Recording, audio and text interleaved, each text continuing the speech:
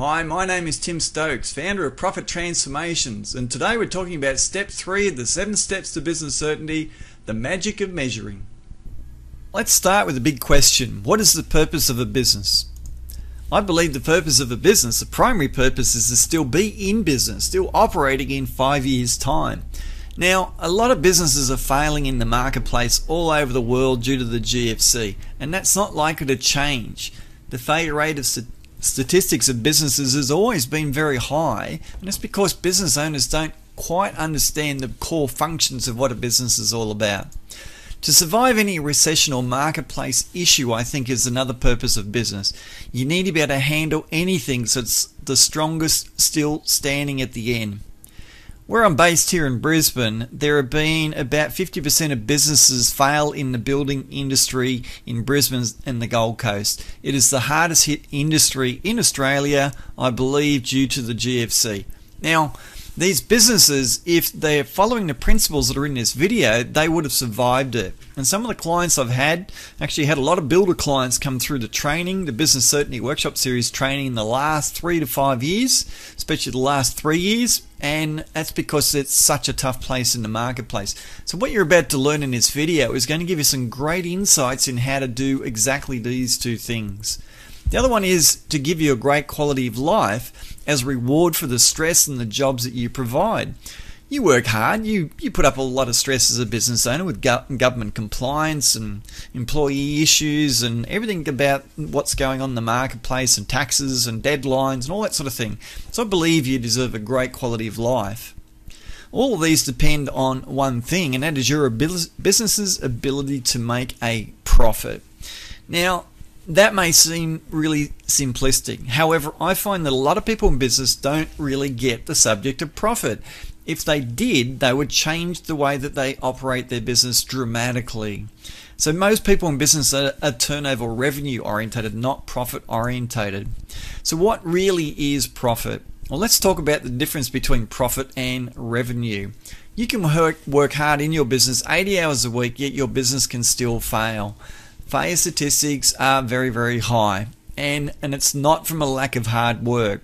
I rarely meet a business owner that doesn't work ridiculous hours. They say that they only work 40, 45 or 50, and then I say, are you still thinking about your business at night? Yeah. What about just before you go to bed? Yeah. Okay, what about on weekends? What about when you're on holidays? Well, consider all those hours still working, because if you're thinking is work. Therefore, how many hours are you really working? So all of a sudden, business owners sort of add it up and go, okay, I'm up to 80 now. Okay, yeah, that's about right. Most people in small businesses, the medium, are around that sort of thing.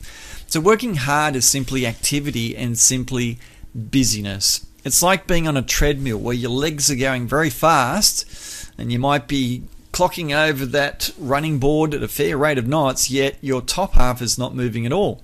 And I relate this to people in business. So if I say to you, as I said to thousands of business owners, what significant, measurable change can you demonstrate and show or prove in your business from the previous 12 months? Is there a figure that you can demonstrate that you've improved in the last 12 months, apart from revenue going up? Let's take revenue even out of the equation, because I see revenue as activity and busyness. It's not necessarily progress in a business. We'll talk about that as we go, and I'll explain that. So it's a good question. Then what if I said to you this question: what significant measurable change can you demonstrate in your business in the last 6 months or the last 3 months? Now, if you can't show me figures or talk to me or describe figures and prove what significant difference, then maybe you're running a busyness.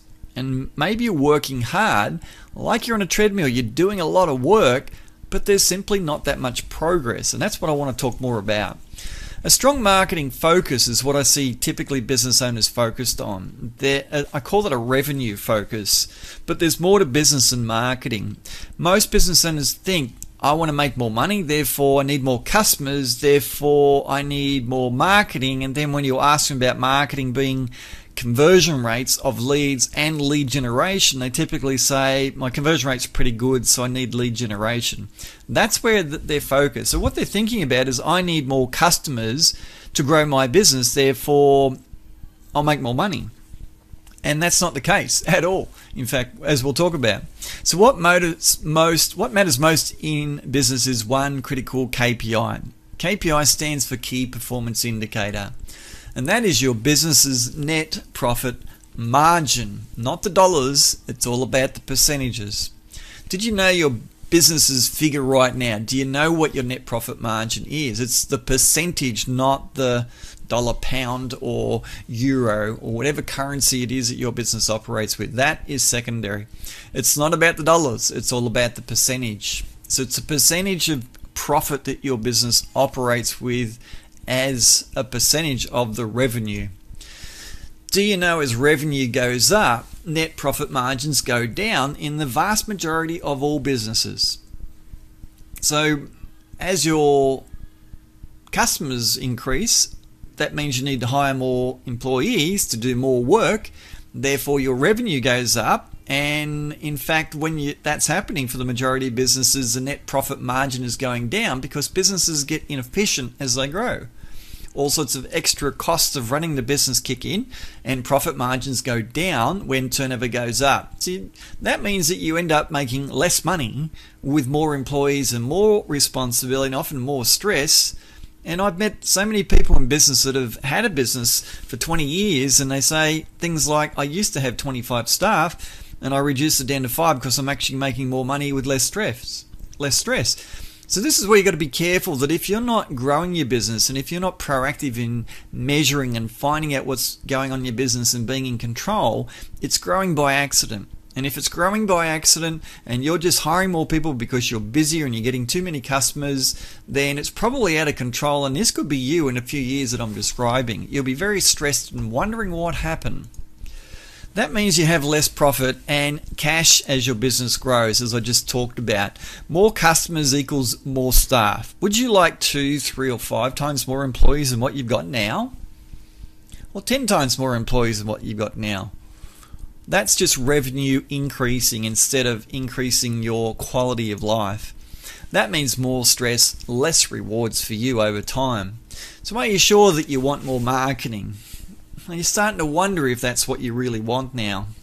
It depends on what your turnover is. If you're turning over less than $500,000, then I'd probably suggest that you do need some marketing as a strong focus to get your business up a bit in volume.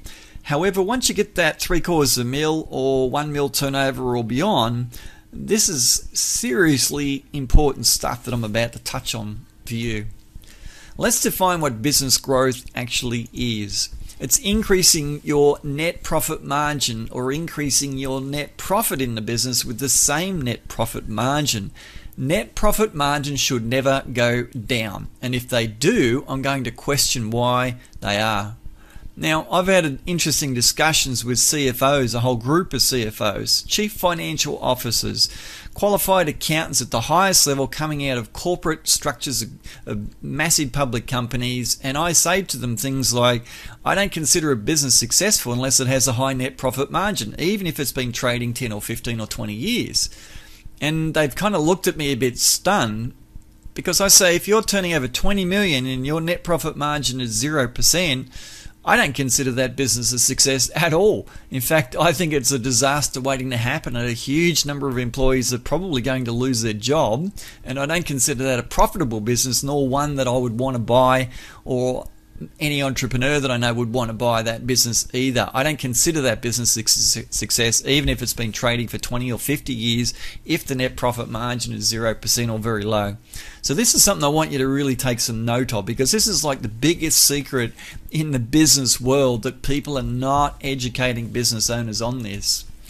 Has anyone ever told you your business's net profit margin is low, or that it's a cause of poor cash flow, or even what your net profit margin needs to be? Has anyone ever talked to you about that, broached the subject of net profit margins with you? Because from my research and the clients that I've worked with, that's an extremely rare conversation that business owners actually have. People don't know. They don't have a clue whether their net profit margin is low or high or medium, or whether it's going up or down year to year. Yet this is the most important number there is in every business, and business owners are oblivious to it, completely ignorant of the whole principle. Low cash levels are actually a symptom of low net profit margins in most cases of most businesses. So why treat the symptom? A lot of business owners talk about it. Oh, I've got low cash flow levels. Cash is a bit tight at the moment. I'm struggling a little bit. And it's an extremely common thing that I've heard in the marketplace from, and it'll be over 1,000 business owners telling me this. So success is all about numbers. A business with revenues of $1 million. Let's look at an example, a scenario if you like, with a business of this size. Let's say the net profit margin is 5%. So what that means is the net profit of the business is $50,000. That's what net profit margin is. It's the percentage of net profit of the actual trading revenue, total sales income of the year. So hopefully you're following that. Now 5% on $1 million turnover, believe it or not, is actually very, very common. I've seen a lot of businesses' profit and loss statements and it says something to this indicator or sometimes even lower. So what it means is, let's put that back into a cash flow perspective. Let's say that the business sells something for $1,000. Well, every cost of a business has to proportionally come out of every sale. So effectively what that means is from a $1,000 sale, there's only $50 left in the bank account once that $1,000 has been received. So $950 goes straight out of the account to pay every proportional cost in the business, and there's only that $50 left over. So let's consider some management training, not marketing strategies. We're not talking about lead generation strategies at all, not even necessarily sales strategies, just purely management training strategies. Let's say the revenue stays exactly where it is. We've hired no more employees because we've got no more customers. We haven't had to go and increase our number of customers. But let's say the net profit margin of this business is now 20%. Well, the net profit is now $200,000. It's a $150,000 increase, a 400% increase in the net profit of the business. Now, this business has just gone from struggling, always struggling to pay bills, invoices, potentially even wages, tax, all that sort of thing, to having money in the bank, and is a probably a significant amount of cash that's sitting in the bank as a reserve. So what it means is out of every $1,000 sale, there's $200 left over in the bank account instead of there being $50. Which one has better cash flow, do you think?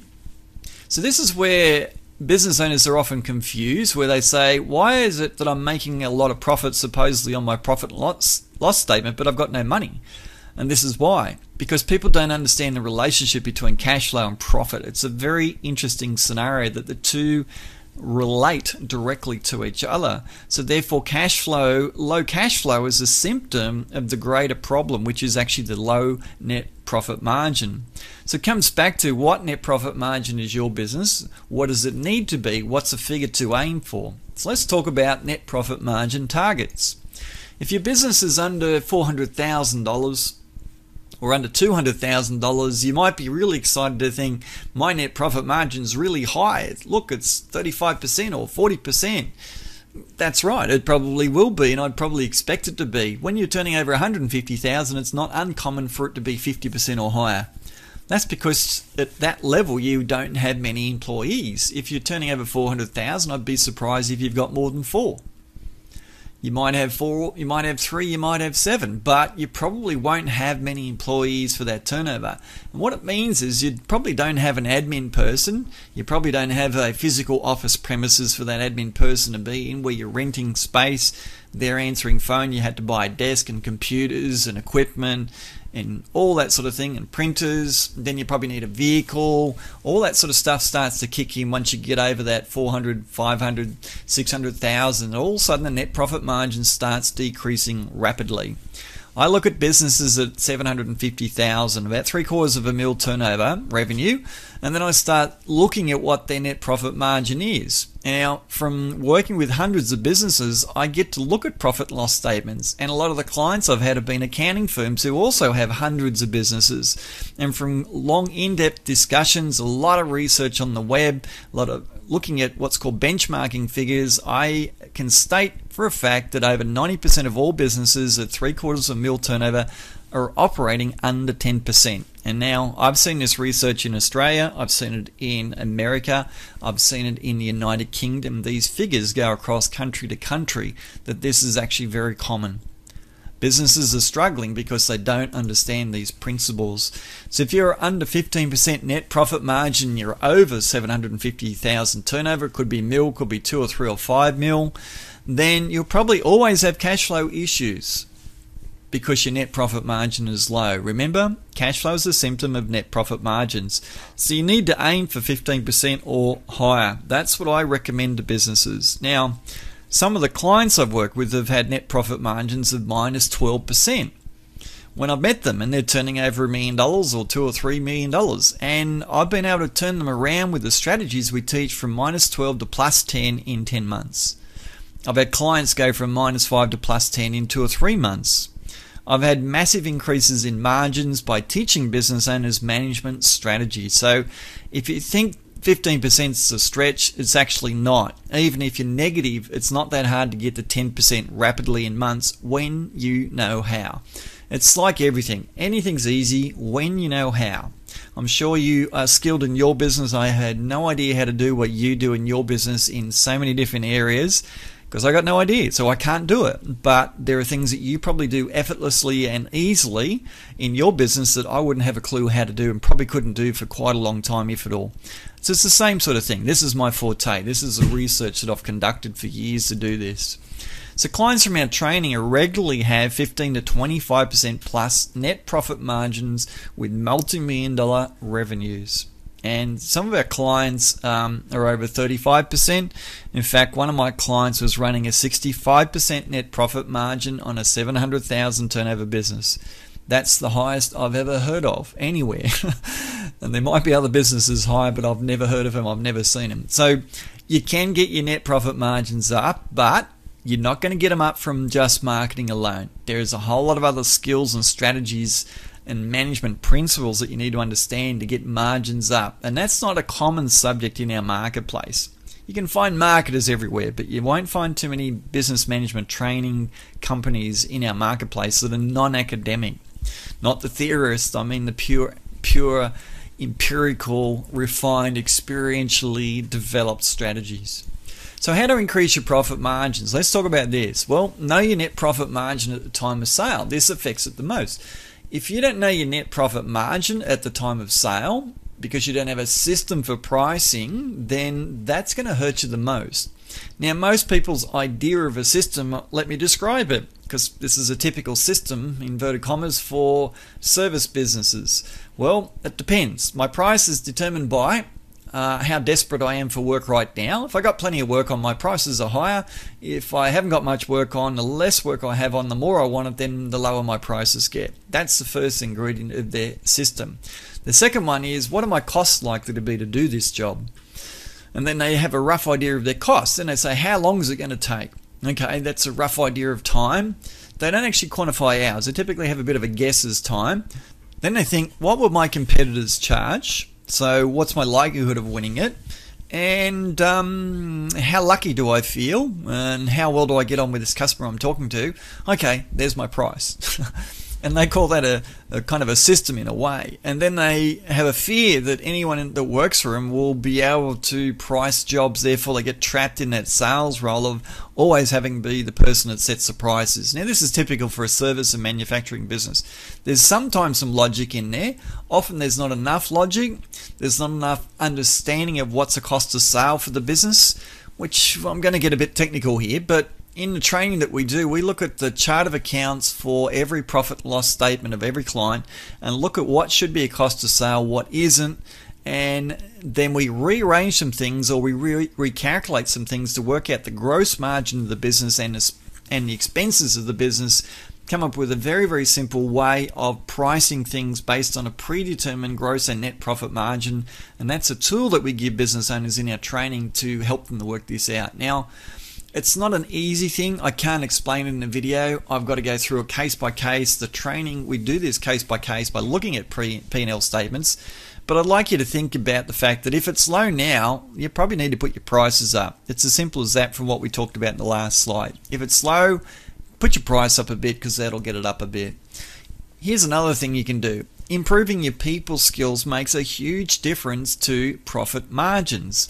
And people skills for leadership and also teaching, but also sales. Sales is a skills with people. The better you are at sales, the more likely you are to win sales at higher profits, higher prices, therefore higher profit margins. So people skills are the number one skills that are least developed out of all skills in business typically, and that will increase your profit margins faster than most things. Your team get happier from better leadership and better teaching skills. Happy people are productive people, therefore profit margins go up. Hire people based on attitude, not experience, because you pay people lower salaries. I've had, I don't know, I lost track of I don't count clients, but I know it's hundreds and hundreds of clients that have said to me from the training that they don't want to hire people with experience anymore because they've realized their productivity drops over the first 2 months.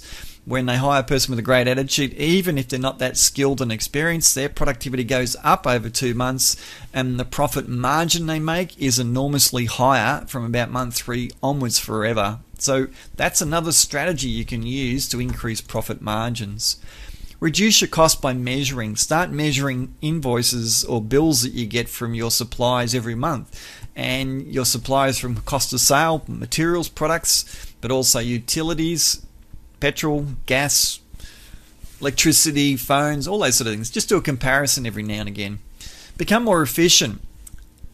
Get into some technology, all sorts of things like that. We'll talk about this a little bit more as the training goes on. But same with fixed costs with higher revenue. So if you can increase your revenue, as in sales, without spending more on costs, then your net profit margin will go up. So it's something to think about. If your premises are costing you a fair bit of money per month, but you can increase the volume of work that you put through without increasing that cost per month, which you wouldn't, then you will increase your net profit margin. So that's a way that you can do it as well. Raise your prices. When was the last time you did? Yeah? When did you last raise your prices? Now, in front of thousands of business owners, I've said, all of you, from my experience, are probably too cheap in the marketplace, unless you're a retailer. But if you're a service business or manufacturer, you're nearly always certainly too low, because 90% of businesses are trading under 10% net profit margin once their turnover goes up, and pricing, as I said, affects profit margins the most. So therefore, nearly all businesses need to put their prices up 5, 10, 15, 20%, depending on where they're at, to get a decent profit margin. Now, if you haven't done it for a couple of years, maybe it's time that you did it now. So that's something for you to consider. Think about the last time you did raise your prices and reflect on this, because it often brings up a lot of fear. What happened when you did? Did you lose half your customers? Did you lose 3/4 of your customers? Did it put you out of business? Did you lose any customers? That's the question. If you haven't lost a lot of customers from raising your prices before, what's the risk in doing it again now? That's something you need to answer for yourself. Focus more on measuring. That's the way to increase margins. Numbers never lie, but people assume a lot. Business owners assume that their prices are good, that they're making profits on everything they sell, that all of their employees are working really hard and making them good money. They assume so many different things. So you need to find out what the numbers are and what are they saying. What you measure, you can improve. It gives you certainty with your decisions when you measure. So all these things are contributing to increasing profit margins. Measuring shows variables of each employee's performance, who works best and who has the least mistakes, or whatever happens in the business that you're operating, whichever department that is, whether it's sales or production or admin or finance. Those people in those areas need to be quantified to find out which ones are the best and which ones aren't, and then get them to work together and share their secrets, their strategies of how they do it. People always perform better when they are measured, so profit margins jump when you do. When you measure people and find out what they're doing, profit margins definitely jump, and jump rapidly. You leverage yourself better when you measure, because you create accountability systems of team member actions. When you have systems in place for measuring, and very good comprehensive systems designed by experts, and you're taught how to do that, You can very quickly see who's had a good week and who hasn't purely by looking at one or two numbers. You only need one or two numbers in a department of a business, be it sales or be it production, be it finance, to see how well that person's worked in the week just within two numbers, three numbers sometimes. That gives you enormous leverage because you can just say to a person, how's your week? And they go, oh yeah, I've had a good week, boss. And you say, good, show me your numbers. And you look at the numbers and say, yeah, you're right. I can see by your numbers you have had a good week. Therefore, you haven't got to check up on them and supervising. You save an enormous amount of time. Time is money. So there's so many great things that happen from measuring different areas of your business. So what do you measure becomes the next question. There are dozens and dozens of things to measure, but these are the basics. Number of new leads per week is one. What lead source, how did they find you, is the other. So you simply ask everyone, how'd you find us? Every person that contacts your business, how'd you find us? Or first question might be, have you bought from us before? No, you haven't. Good. How'd you find us? You have bought from us before. Good. How long ago was that? Oh, great. Thanks. And just start tracking this sort of thing. Number of new leads per week and under what type of source did they find you? Number of sales that you get in a week. How many have you got in a week? You need to track that. It's a quantity and a dollar figure. So what's a dollar figure? Now, if you're turning over $1 million a year, then if you trade 50 weeks of the year, have 2 weeks off, you shut your business down, then your sales for the week should be $20,000 because 20,000 times 50 weeks is $1 million. So things like that is something that you want to think about. How many new sales are you getting every week? What's your average dollar sale? Things like that as well.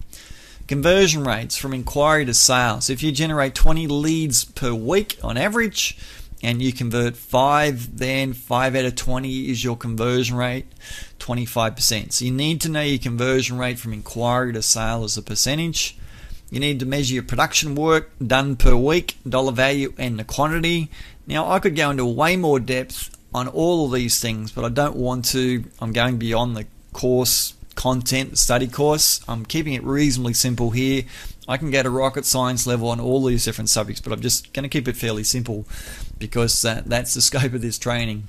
Gross margin on work done with technical labor dollars also included as the cost of sale. In other words, if you're a service or manufacturing business, you are selling time as well as potentially a material and a product, but time costs money, and that cost is the labor, the wages, the salaries of what you're paying people to do that work. That should be a cost of sale on profit and loss statements. Unfortunately, it's not, because profit and loss statements aren't set up ideally with a lot of focus or intention by management orientated experts. So that's just something to think about as far as what your gross margin is with work done, and that includes your technical labor as a cost of sale. How much cash has hit the bank account each week? Because what figures are of all these in a week are fairly meaningless. It doesn't matter if you got 20 new leads inquiries this week and if you had 5 accept, it's fairly irrelevant. What matters is what the numbers are the next week, and then the next week and the next week to get a trend, and then the trend becomes your friend. Are you trending up or are you trending down? If you put $50,000 in the bank account this week and $10,000 next week and $5,000 the next week and $0 the next week, then you'll probably have a cash flow challenge. So you can't just assume that things are staying the same. They're not. In a business, all sorts of things are constantly changing. Overdue receivables and payables each week. What is that figure that you're owed? Is overdue beyond invoice terms and overdue beyond overdue payables beyond invoice terms, and track that as well. So these are the sort of basics that I think you should be measuring in every business to see what's going on. How to measure in your mission. You have a task that I want you to look at and complete between each video to get the most out of this training, and by your actions will you benefit, not by your learning and nodding head. So it's implementing these things is what it's all about. So your mission is to, first of all, if you haven't already, set up Google Analytics. It's not very hard to do. Your website developer can do it, and if they charge you anything, I'd even be surprised. It's such a simple thing to do. And then you have a login, and then it tracks all your leads, and you can set it up to track conversion rates, and it's a free tool. It costs nothing. So when you're receiving this video, the reason you're receiving it is because my Google Analytics said I've got a conversion rate. You fill in the registration form, and that's how you got access to the video. So that's an example where the Google Analytics can track all of your online activity to see what social media is working, what isn't. That's a simple one. And if you do have it set up, are you looking at it every single week? Management is a full-time job for the majority of businesses, and this is one task under the heading of management that you need to be doing in your own business. So you need to allocate time. I recommend to business owners that you allocate all of Monday morning as your time to work on your business initially until you get the habit. Then you need to work up to 2 days a week to 3 days a week working on your business, because working on your business is what drives profit margin increase and drives growth. So these are the things that you want to track. That's the first one. The second one is for you to look at a CRM for tracking leads, sales, and some workflow. Majority of businesses, smaller businesses, don't have a CRM. Some people are not familiar with what a CRM is. It stands for Customer Relationship Manager. There's dozens and dozens in the marketplace now online. There are ones that you can have online that you get pop-up reminders on emails to your mobile phone, and you can send and receive emails. You can track all of your customer activities, new leads, all that through your mobile phone with an online tool. So there's lots of them out there. I won't go into the details of which ones in our business certainty training I do, but for here I won't. There's just lots of them out there. It depends on your circumstance, whether you're a startup or turning over 10 million as to which type you need. But they start from free to $200 plus per month, depending on how sophisticated you want to be. Some cost, I've looked at some that cost $6,000 to set up and then $400 a month. And there's some that are probably more sophisticated than that. There are others that are a lot less than that. So it depends on what your needs are, what your size of your business is, and that's something that we look at in the training. Track the number of new sales to work completed per week. So if you generate 5 new sales per week and that's your average, then are you completing 5 jobs per week or 5 sale outcomes per week? If not, you're going to get out of balance if it's not 5 regularly, both sides of that. It's like a seesaw, if you like. You got to get the work, you got to do the work. What's your quantity of getting work? What's your quantity of doing work per week? And track that as a trend. Look at your net profit margin for the previous 3 years. It's good to look at your full financial year, 3 years in a row, and look at your net profit margin. It won't show it on your profit and loss statement probably. Sometimes they do, but rarely do they show them, because I think the business world's missing the point and it's not tracking the most important number of every business. So it won't say net profit margin. You probably need to get your calculator out and, like in the example earlier, divide your net profit into your turnover. So it might be in our example 50,000 is the profit, and then hit the divide sign. $1 million is the total sales or revenue, and then it ends up with 0.05, which is 5%. So that's what you need to do as an exercise as well. So these are the things that are your mission in between the time you are listening to this and when you next do. I do highly recommend you go over this video again. And the other one is to consider raising your prices by 10%. I've watched literally hundreds of businesses numbers in their measuring and what happens after they raise their prices to see what effect it had on losing sales, and 99% of all those businesses had 0 loss of profit from raising their prices by 10%.